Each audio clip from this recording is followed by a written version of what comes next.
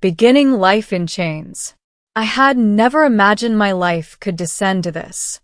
My name is Kale Wren, a human trader from the Outer Rim colonies, and until recently, I had lived freely, traveling starships, negotiating cargo contracts, and seeing the galaxy on my own terms.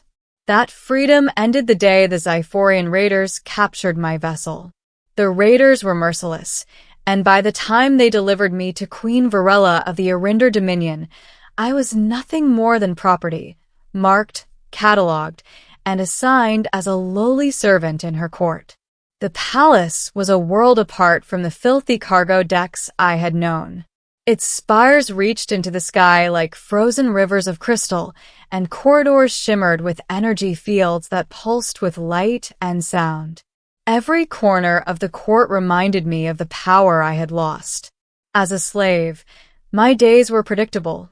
Cleaning, preparing ceremonial spaces, delivering messages, and obeying commands without question. The queen rarely noticed me, though her guards and aides did. I moved like a shadow, invisible yet present, careful to make no mistakes. I learned quickly that the court was a dangerous place. Politics, jealousy, and intrigue thrived among nobles, advisors, and even other slaves. Any misstep could cost more than reputation. It could cost your life. One night, as I polished the queen's ceremonial hall, a soft chime echoed through the palace. My pulse quickened. There had been no summons scheduled. And yet, a discreet message floated toward me. Kale Wren, come to the Eastern Wing. Alone. Midnight. It was signed with the queen's seal. My heart raced. Why would Queen Varela summon a mere slave in the dead of night? Fear battled curiosity, but ultimately, I obeyed. Middle the secret meeting. The Eastern Wing was quiet, illuminated only by bioluminescent panels lining the walls. My footsteps echoed in the silence, and my mind raced with questions. Was this a trap? An interrogation? Or something else? I reached the queen's private chambers. The door opened before I could knock, and there she stood, Queen Varela, more imposing and beautiful than I could have imagined. Her dark hair cascaded over her shoulders, and her violet eyes glimmered with a mix of authority and intrigue. Kale Wren, she said softly. You came. I bowed instinctively, unsure what else to do. Yes, Your Majesty. Do not fear, she whispered, her tone uncharacteristically gentle. I did not summon you to punish. I summoned you because I need you. I froze. Me? Your Majesty? I am nothing but a servant. Her lips curved into a faint smile. Perhaps. But there is more to you than you realize.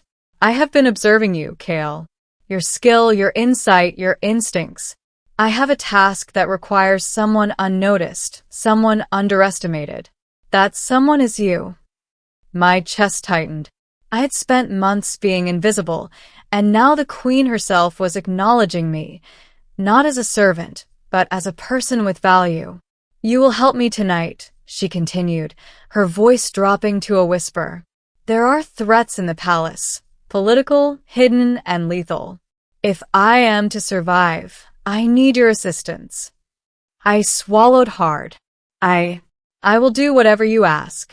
She extended her hand, not commanding, but inviting. Follow me. The secret mission. Under the cover of darkness, she led me through corridors I had never seen. Servants slept, guards patrolled, and the palace itself seemed to hold its breath. In a hidden chamber, she revealed her plan. The queen's advisors were not loyal. Some plotted to overthrow her, others to seize power through subtle manipulations and alliances with external forces. A coup was imminent, and she had only hours to uncover it. You must help me uncover the traitors, she said. You know the routines.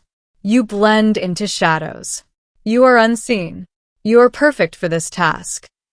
I nodded, heart pounding.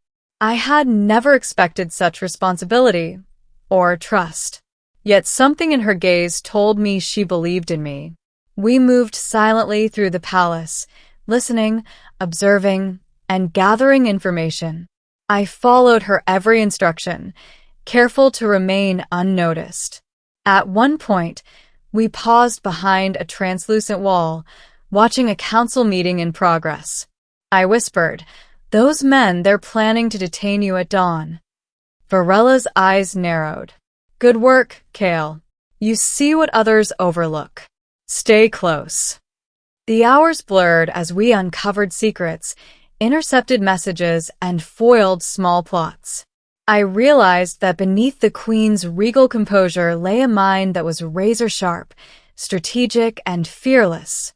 And yet, there was a vulnerability, a reliance on someone like me, a slave, that no one else could provide. At one point, she placed a hand lightly on my shoulder.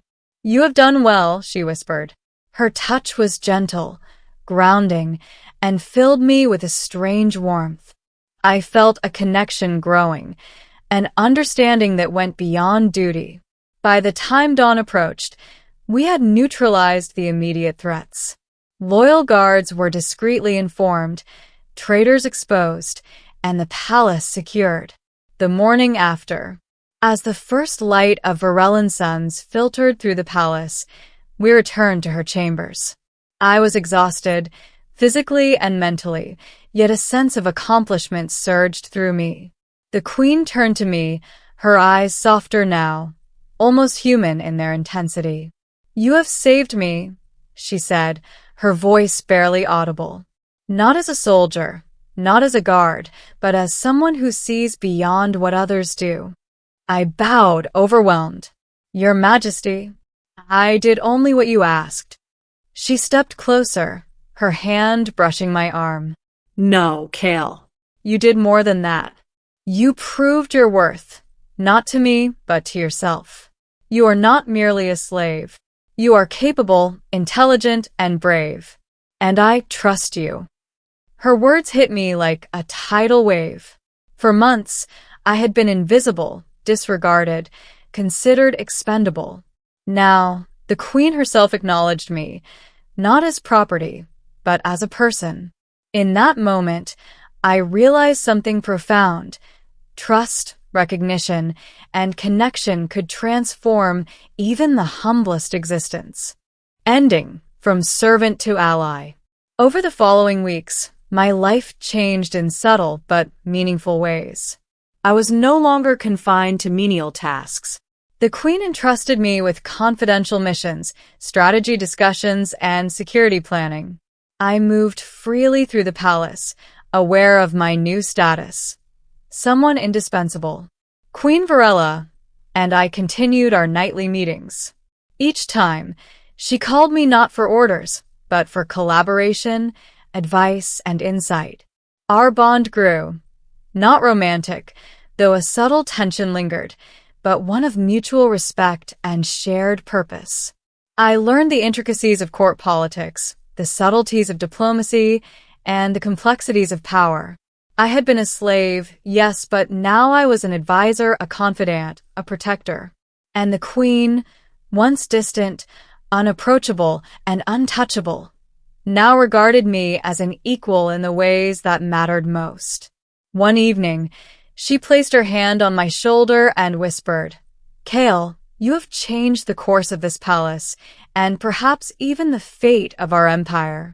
Never forget what you are capable of." I nodded, finally understanding. I had been a slave in her court, but through trust, courage, and a single, daring night, I had become something more. I had become an ally.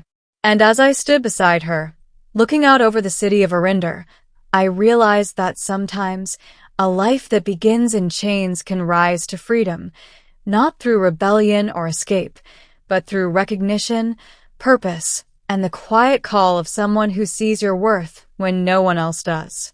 The Queen had called me at night, and in answering, I discovered the life I had been destined to live.